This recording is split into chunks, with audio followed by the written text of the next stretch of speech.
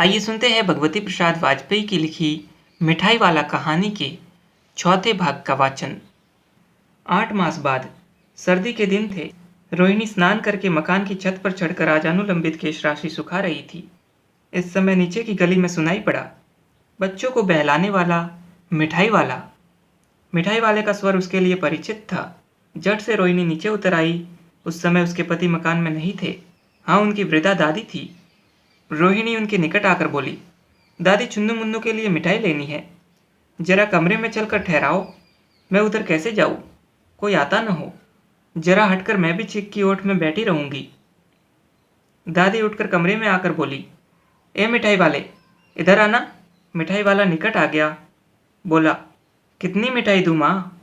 ये नए तरह की मिठाइयाँ है, रंग बिरंगी, कुछ कुछ खट्टी, कुछ कुछ मीठी, जायकेदार, बड़ी देर तक मुंह में टिकती है, जल्दी नहीं घुलती, बच्चे बड़े चाव से चूसते हैं।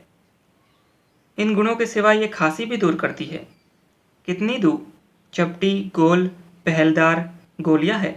पैसे की 16 देता हूँ।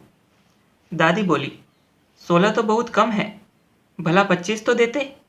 मिठाई वाला, नहीं दादी, अधिक नहीं दे सकता। इतनी भी देता हो या अब मैं तुम्हें क्या? खैर, मैं अधिक न दे सकूंगा। रोहिणी दादी के पास ही थी। बोली, दादी फिर भी काफ़ी सस्ती दे रहा है, 4 पैसे की ले लो।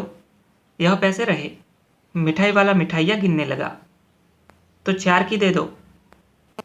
अच्छा, 25 नहीं सही, 20 ही दो। अरे हाँ, मैं बूढ़ी हुई, मोल भाव अब मुझे ज़्यादा करना आता भी नहीं। कहते हुए दादी के पोपले मुंह से जरा सी मुस्कुराहट फूट निकली। रोहिणी ने दादी से कहा, दादी, इससे पूछो, तुम इस शहर में और भी कभी आए थे या पहली बार आए हो? यहाँ के निवासी तो तुम हो नहीं। दादी ने इस कथन को दोहराने की चेष्टा की ही थी कि मिठाई वाले ने उत्तर दिया, पहली बार नहीं, और भी कई बार आ चुका हूँ।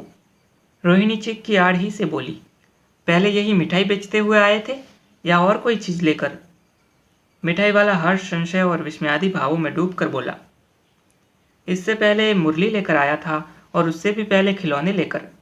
रोहिणी का अनुमान ठीक निकला। अब तो वह उससे और भी कुछ बातें पूछने के लिए अस्थिर हो उठी। वह बोली, इन व्यवसायों से भला तुम्हें क्या मिलता होगा? वह बोला, मिलता क्या है, यही खाने भर को मिल जाता है। कभी नहीं भी मिलता है, पर हाँ, संतोष, धीरज और कभी कभी असीम सुख जरूर मिलता है, और यही मैं चाहता भी हूँ। सो कैसे, यह भी बताओ। अब व्यर्थ उन बातों की क्यों चर्चा करूँ, उन्हें आप जाने ही दे। उन बातों को सुनकर आपको दुख ही होगा। जब इतना बताया है तब और भी बता दो। मैं बहुत उत्सुक हूँ। तुम्हारा अर्जा न होगा, मिठाई में और भी ले लूँगी। अतिशय गंभीरता के साथ मिठाई वाले ने कहा, मैं भी अपने नगर का एक प्रतिष्ठित आदमी था। मकान, व्यवसाय, गाड़ी घोड़े, नौकर चाकर सभी कुछ था। स्त्री भी थी, छोटे छोटे 2 बच्चे भी थे। मेरा वह सोने का संसार था। बाहर संपत्ति का वैभव था, भीतर सांसारिक सुख था। स्त्री सुंदरी थी, मेरी प्राण थी।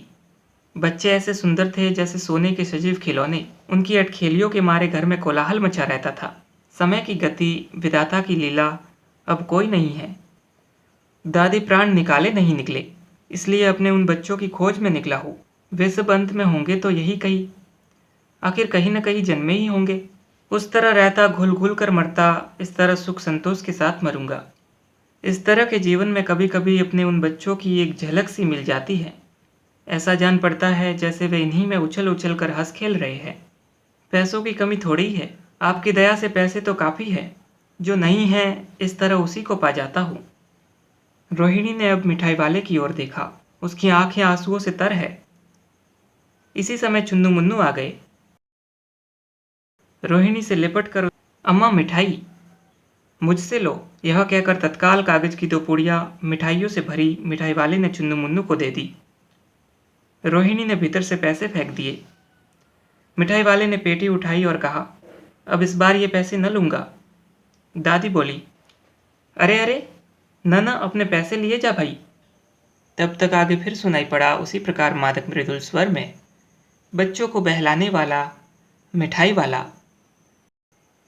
अभी आप सुन रहे थे भगवती प्रसाद वाजपेयी की लिखी मिठाई वाला कहानी के चौथे भाग का वाचन। धन्यवाद।